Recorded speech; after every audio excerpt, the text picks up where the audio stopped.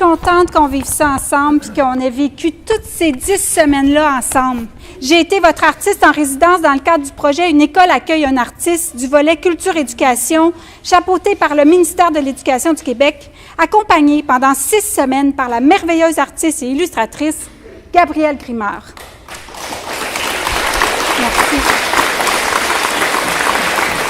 Afin d'écrire et d'illustrer notre histoire, nous nous sommes inspirés de l'imaginaire de tous les enfants de votre école, toutes vous autres, le Carrefour des Lacs. De nos rencontres fabuleuses avec vous, les enfants, est né notre livre « L'envolée de Luca ». Oui, bravo, bravo! Certains.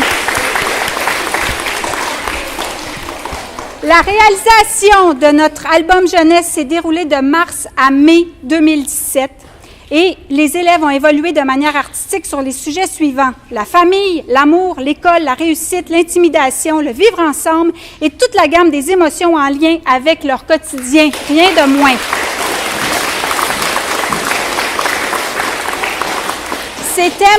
Ces thèmes-là ont servi de levier à notre création pour former notre album jeunesse.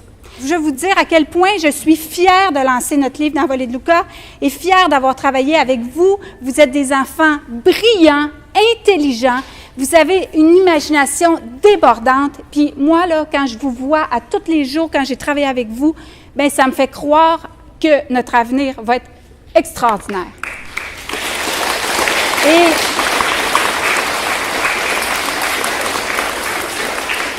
pour faire notre livre, il y a plein de gens derrière. Je les remercie, des gens qui ne sont pas ici aujourd'hui, dont Marc Buzik du studio Chemin 4, Jennifer Tremblay, qui a été notre directrice littéraire, M. Michel Terrien, Hugo Bellemare, qui nous a aidés à la correction. Fait que c'est tous des gens, ça, que vous voyez pas, mais qui sont là, que leur esprit a été là dans le livre. Et je tiens particulièrement, Gabrielle, je parle aussi en ton nom, nous tenons à remercier la commission scolaire des Samars, la directrice, Mme Charlotte Gagnon. Merci infiniment, Charlotte. Parce qu'il faut que les gens nous aident et nous aident à porter ces projets-là pour qu'on puisse les vivre avec vous à l'école. Merci à Julie Dorion et Véronique Benoît qui ont été proches de nous dans la faisabilité du projet dans l'école. Et merci à toutes les enseignantes et enseignants qui nous avaient accueillis dans vos classes pour qu'on puisse vivre le projet.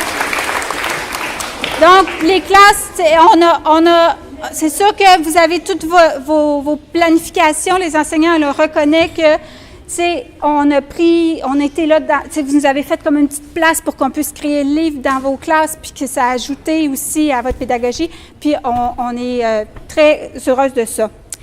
Chaque famille de l'école, vous allez repartir avec votre livre à la maison grâce à l'organisme à but non lucratif Le Maritaire qui édite notre livre et à ses donateurs, soit la ville de Saint-Lin-Laurentide, son maire Patrick Massé, le Bloc québécois, son député Luc Thériault, le Parti québécois, son député Nicolas Marceau, la compagnie Solnord Environnement. Et bien, on vous remercie tous chaleureusement. C'est grâce à vous qu'on peut faire ça.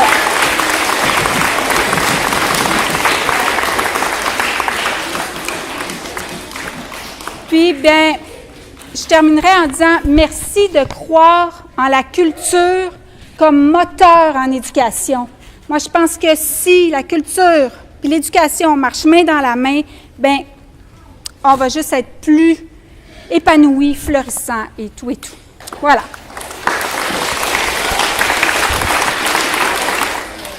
Notre personnage, Luca, il rêve de faire du cirque. Puis, à un moment donné, il rencontre une dame qui va l'aider à réaliser son rêve. Et là, il se retrouve dans le cerceau magique. Et je lis cet extrait-là, notre extrait avec notre superbe femme cheveux.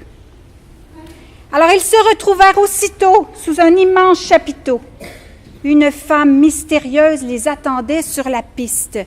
Qui était-elle? Luca agrippa les anneaux à sa portée et alla la rejoindre. Il exécuta avec elle des figures dignes des grands trapézistes. Théo jubilait de voir son héros vivre enfin son rêve dans les airs. Les voyages des deux frères réalisés grâce au cerceau multicolore étaient de plus en plus fréquents et de plus en plus longs. Théo excellait dorénavant en tant que maître de cérémonie. « Oyez, mesdames et messieurs, le grand Luca Gélina Tremblay va vous éblouir. Mon grand frère adoré va exécuter un numéro avec la sublime femme cheveux. Applaudissez! »